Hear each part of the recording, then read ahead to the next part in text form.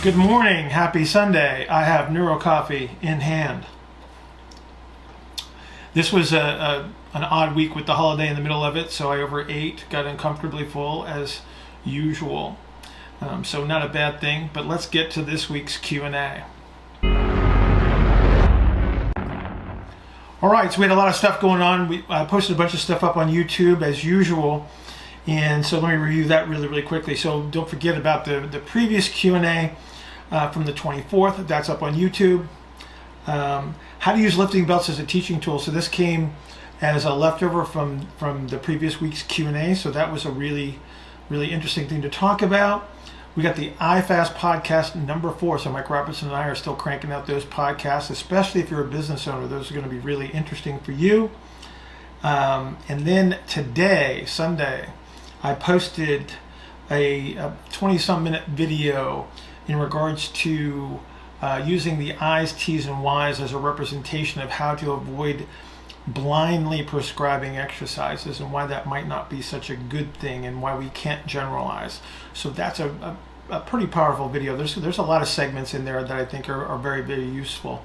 So make sure you check that out. Up on Instagram, I also threw up the weightlifting belt as a teaching tool on Instagram TV. We talked about emphasizing the big rocks, so to speak, when it comes to your health. So doing things that promote a cascade of events that lead to good health, rather than trying to look at all of the complexity and the minutia. Emphasize the most important things like sleep, blood sugar control, stress resistance, and then recovery from stress. We posted a couple of techniques that we're using with our Terry project. So Terry came in to adjust his posture, if you will. He's a dancer and was very disappointed in his posturing and was failing in regards to the exercise program that he was using. And we'll go right back to picking on I's, T's, and Y's because that was the emphasis of his program that was altering his posture in a negative way. And so we posted a couple of manual techniques there. So you'll get to see actually the return on investment with Terry. And then of course we have the 16% videos as usual. So hopefully you're still enjoying those. So that's about it for the review as to what we went through this week on social media and with the videos. And so let's get to this week's Q&A. Okay, my first Q&A question comes from, I believe, Eli at Saw Everything on Instagram.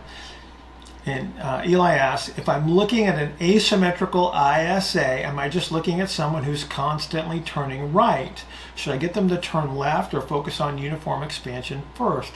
And so, yeah, you probably are looking at someone that is making their right turn, but this is based on the expansion and compressive strategy that you're using. And if you're observing this through the thorax, you're also going to see it in the pelvis, but it's a little bit easier to see in the thorax. So let me grab my typical little thorax model so we can see this. So Eli, what you're looking at, if you're looking up inside the thorax there, so again, my stick is always representative of the spine, and I'm going to stabilize this sternum for you.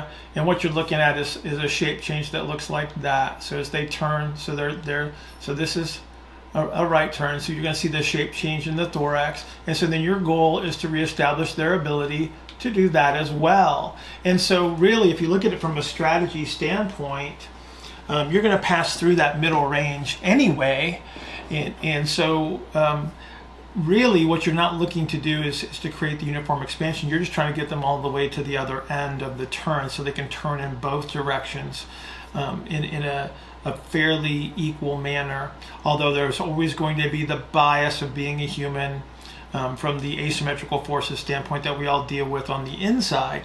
And so again, I think that your perception of what you should be doing, since you asked this question, is yes, you do need to get them to be able to reorient their thorax, alter the compressive and expansive strategies to allow them to turn fully in the opposite direction. So I think that your perception is correct, young man. So keep working on that.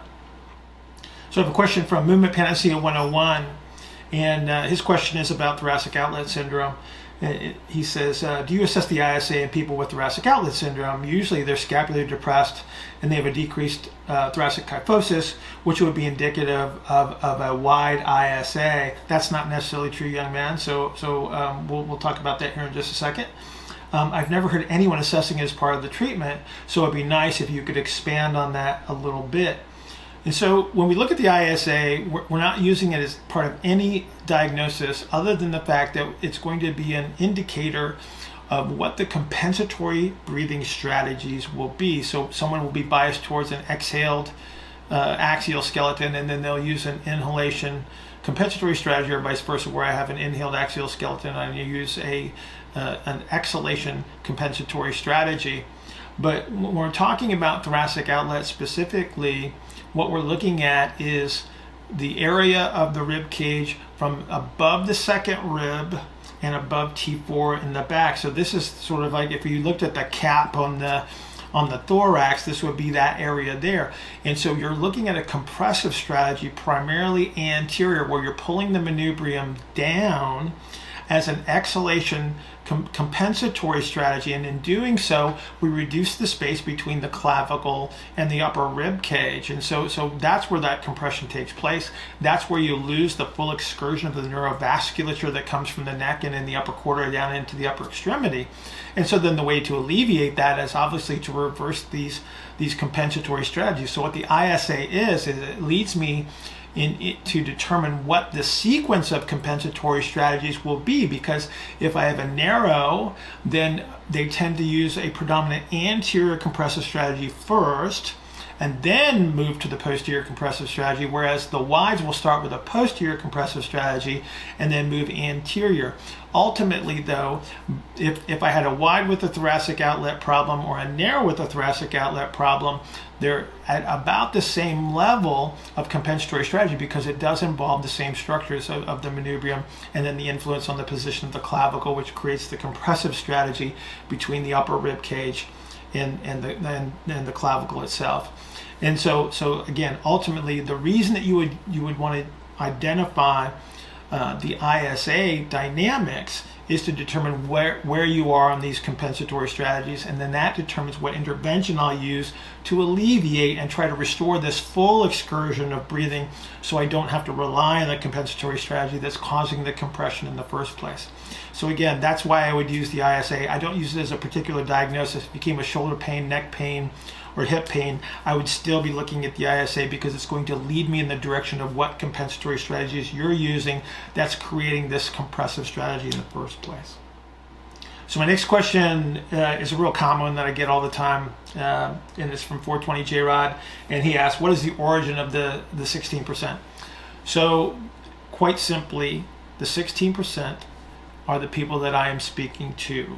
So these are the people that would be in the audience that either enjoy or utilize the information that I am offering. So I'm only speaking to those people. So people that are outside of that group typically won't be concerned with what I have to say, and that's okay. I have no concerns over that. I'm trying to help a certain sect of people get better as I try to get better myself. And so if there's information that I can provide that they can utilize to help them improve whatever processes that they're utilizing, whatever profession they may be in, then hopefully that sect will benefit. And so that's who I'm talking to. It's just a very specific group of people. Hopefully 420 that you're 420, a little concerned there, brother. Hopefully you're in that group, you're finding benefit to the information, and you're able to utilize that to the best of your ability. So hopefully that answers that question again.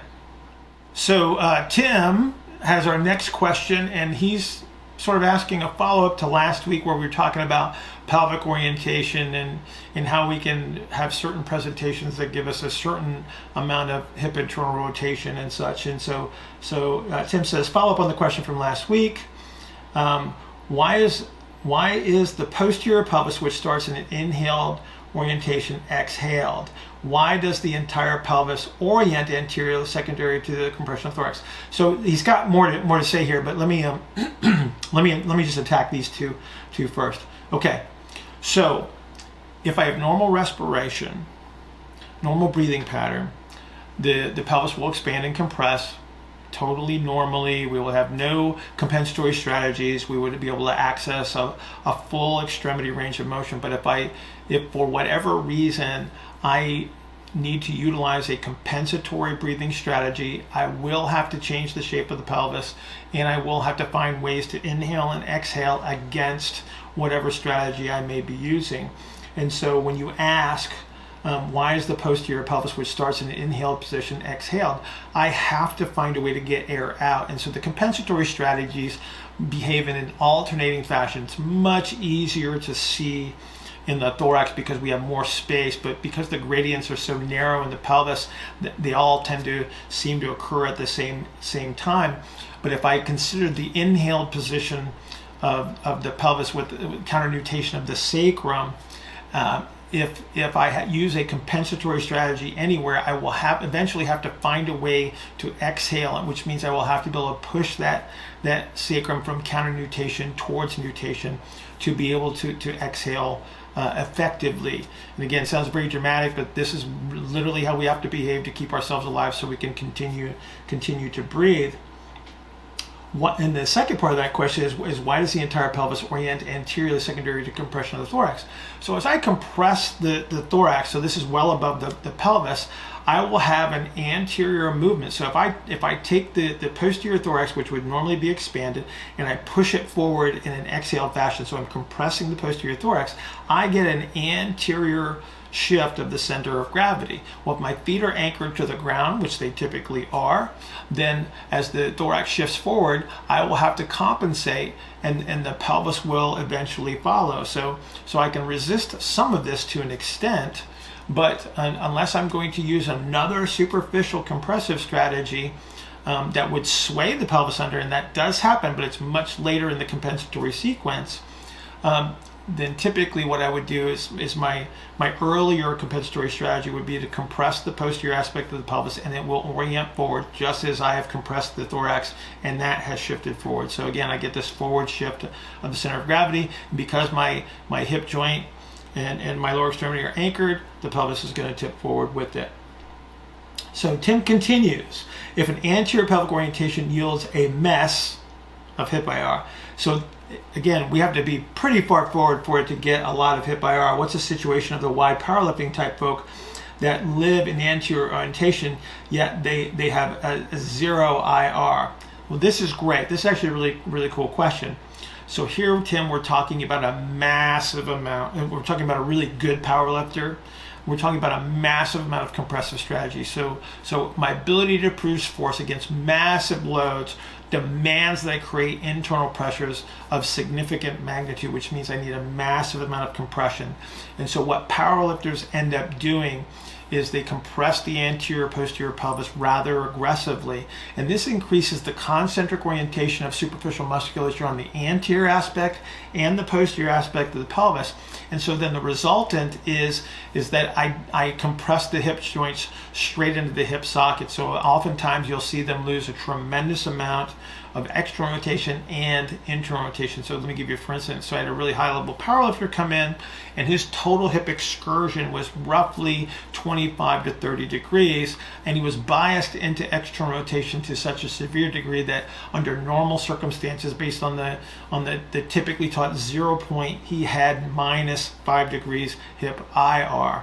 And so that's typically why you see that. So they are anteriorly oriented, they are nutated to begin with, they are compressed. And so this is very, very deep into a compensatory strategy that is a performance enhancement for lifting heavy things. And so it's not something that we typically recommend for health, but this should give you an idea or representation of why you see that type of measurement on the really high level power lifters.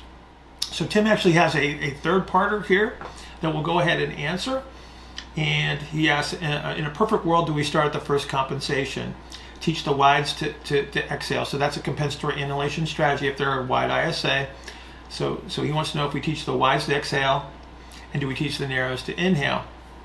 And I would say yes, because what we need, Tim, is a dynamic ISA which would be representative of the ability to move the diaphragm. So if we can't move the diaphragm into an inhaled or exhaled position, it becomes very, very difficult to change anything else. And a lot of times, just by getting the ISA to move dynamically, getting more excursion of the thoracic diaphragm and the pelvic diaphragm, we see a lot of good things happen. So a lot of times on the first intervention, you'll see a lot of changes in regard to how much internal and external rotation you can recapture in both the hip and the shoulder, just by your intention being to get the ISA to move much more effectively. So yes, you would go there first. So my next question comes from Drew. Drew is really good about being consistent week to week with his questions, and I do enjoy answering his questions because he always works the word keen into it, and I love the word keen. So Drew asks, I think you link concentric exhale bias strategies with weightlifter strength hypertrophy, but I also thought training I would imagine training eccentrically improves strength. I think my question is can you bias your training towards eccentric inhalation biased exercises to improve movement variability and still improve strength hypertrophy? Okay, so it's not that eccentric orientation doesn't occur at all. It's just that the bias, whenever you're trying to increase force output or increase hypertrophy through the typical loading adaptations, will be biased towards an exhalation strategy, because to lift heavier things, which we all need to gain more muscle, I have to be able to increase my internal pressure, which would be a concentric exhaled strategy. So can you train eccentrically to gain movement options and still improve strength and hypertrophy? Maybe to a certain degree, but it will never be maximal or the extreme. So if you think about, let's take the best bodybuilders in the world who are very, very extreme, and you look at the shape of their bodies. So they're very, very compressed anterior and posterior, and they get very, very wide. So it's not that the lats get wider, it's that the thorax gets compressed. And so if I squish the thorax front to back, I got to squish them out the side. So that's how powerlifters and bodybuilders actually get wider, as they compress using the superficial musculature that gets hypertrophied and gains its capacity to increase its intramuscular pressure so it can compress the thorax. So that's how that happens. If I was to try to maintain my ability to expand anteriorly and posteriorly, I might not be able to produce as much internal pressure, therefore I might not be able to lift as much weight, and therefore I might not gain as much hypertrophy. It doesn't mean that you can't gain any, it just means that might become a limiting factor. So there's probably somebody out there that falls at one end of this imaginary normal curve that can do it all. They can maintain all of their mobility, they can maintain their anterior posterior expansion and still gain massive amounts of hypertrophy, but I think they're the exception to the rule. So we have to respect the fact that there are outliers, but they are not representative of the normal population, nor are they typical. And so I would say under normal circumstances, typical circumstances, if you try to maintain full movement capabilities, that you will actually limit your ability to produce force. So you will limit your strength ultimately. You will limit your hypertrophy development. But that doesn't mean that you don't perform well under sporting circumstances and so forth. It just means that if you were to try to take it to the extreme, you'll probably have to give something up as a secondary consequence in return for whatever hypertrophy and strength you desire. And Drew came back with the second question. Regarding your box squat video, I think you mentioned that you would dive deeper into this exercise. If you do, I'm definitely very keen, thanks Drew, to learn more about how you bias it for wide ISA clients. So wide ISA clients tend to be an exhaled axial skeleton with an inhalation compensatory strategy. So let's just talk about the pelvic diaphragm for a second. So if I have an exhaled pelvic diaphragm that's concentrically oriented and it would be elevated, and so typically what I would use with a box squat is I want to recapture some of the ability to eccentrically orient that pelvic diaphragm for whatever reason, whether to be gaining some level of mobility or to improve explosiveness, where they may have given up some of that because of the extreme concentric orientation. And so the real simple answer here is I'm going to select an activity that will bias me towards inhalation from the get-go. So maybe I'm using a Zercher squat where I can maintain more of an inhalation strategy, or maybe I'm just simply using a goblet orientation that again biases me towards inhalation before I even begin the squat. And then I'm going to increase the delay on the box. And so when I'm talking about the delay on the box, I'm not talking about extremes. We're talking about split seconds here. And then again, I might emphasize the inhalation strategy on the box depending on loads. I would never use this technique under extreme loads, but I might have them sit to the box and then take the inhale while they're there, and then an exhale as they move towards the sit to stand portion of the exercise. So again, there's a lot of ways that you can bias this if my goal is to restore the eccentric capabilities of the pelvic diaphragm or to overcome the compensatory inhalation strategy. But again, I would try to bias them towards inhalation from the get-go by position. So again, there's lots of ways that we can modify the box squat depending on what our specific needs are or the intervention that we desire. And that's one of the reasons why I love that exercise so much. Okay, we got a question from Tyler Wall. So Tyler asked, do fascial lines even matter when it comes to assessing an individual and or programming? And so I don't think a lot about fascia in and of itself as some sort of isolated structure, because the way I always perceive the body is that you're mostly water and a little bit of stuff, and all that stuff is made of the same stuff. And so what we are looking at, though, Drew, is we're looking at helical orientation. So that's one of the reasons why the ISA becomes really, really handy, because it represents the helical orientation of the axial skeleton. So that angle and the musculature that would attach to it gives us a representation of what angles would be ideal for improving or restoring rotation. We also have superficial helical angles that are associated with the bigger muscles that we all tend to see. So we're talking about trapezius and lats and pecs and rectus abs and adductors and glute max and the like. And so those muscles also have helical angles, but we're not looking at it from a fascial line perspective per se. We're just looking at it as a helical orientation. So the helical orientations continue out into the extremities all the way to your fingertips. And so that's what we're really looking at. We're not looking at fascial planes, because if you strip away the muscle fibers, you tend to see that everything is all interconnected. And so what we're looking at is how do all of these helices interact to produce the compressive and expansive strategies. So I would never isolate out one element of the anatomy, because these helical orientations go down into the level of the bones as well. So if you look at the trabeculi at the end of the long bones, like the femur always gets a great representation there. You'll see the helical orientations there, and that's just a continuation of the helical orientations of the other tissues. So again, Drew, I think it's a great question, because I don't think we need to pay attention to these things in isolation. I think what we need to do is look at the relationships of how all of these parts interact to produce expansive and compressive strategies, because that's ultimately how we move. Our last question for this week's Q&A comes from Misha. Misha, could you please go over in more detail how the anterior-posterior compression of the pelvis restricts hip motion? Absolutely, I can. I'd be happy to. Misha, I would also, before I dive into this with the pelvis, I would say that the exact same process occurs in the thorax. It's really easy to see in the thorax because the distance that the gradients travel in the thorax for the compensatory strategies are just much easier to see. So we got a lot more time per se for these transitional strategies. In the pelvis, the gradients are very, very narrow. So let me show you what I mean. I'm going to grab my pelvis here. So if we look at the front of my pelvis, and we look at the pubis here, so there's my pubic symphysis between my two fingers there, and then if I was to look at my sternum is that wide. So again, I have more distance to cover with my inhalation exhalation gradients. And so what happens in the pelvis is that these transitions occur very, very quickly, to the point where they almost seem to be simultaneous. They are occurring simultaneously, just to different degrees.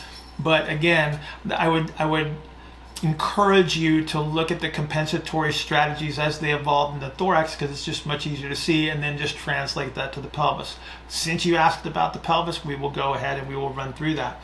And so if I am utilizing a compensatory breathing strategy that promotes a compressive force on the front side of the pelvis, what's going to happen is I will lose internal rotation capabilities at the hip. Reason being is if I compress the front, that means that the volume that comes down in the pelvis will be biased posteriorly. So I get expansion here. Now if you look straight down in the pelvis, and this is a plastic model that doesn't move, the pelvis actually changes shape. When I push more volume into the pelvis, it will change shape. So if I have a compressive strategy here, I get an elongation in this direction of the pelvis. That changes the orientation of the muscle fibers that attach posterior to the trochanter. And so what happens is they pick up concentric orientation. So I get eccentric orientation in the front, concentric orientation in the back. And so what happens when I compress the front and expand the back, I pick up ER.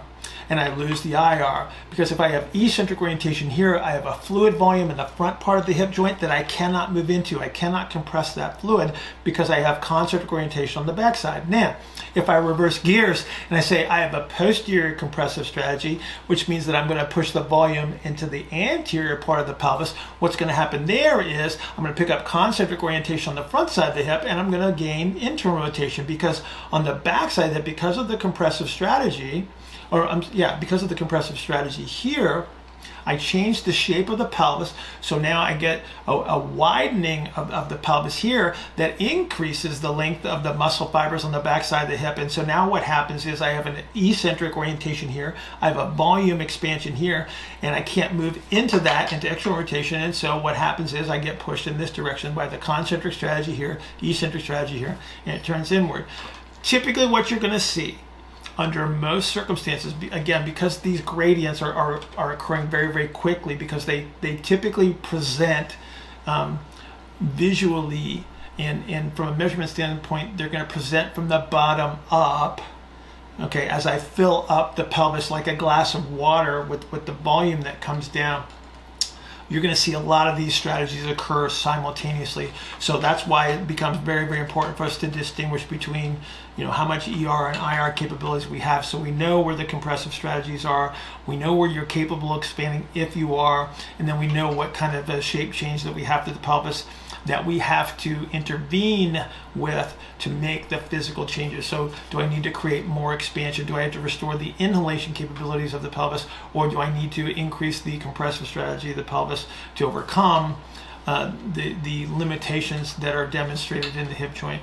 So hopefully, Misha, that answers your question. If I was unclear, then please ask that question again, and we will try to go through it again next time.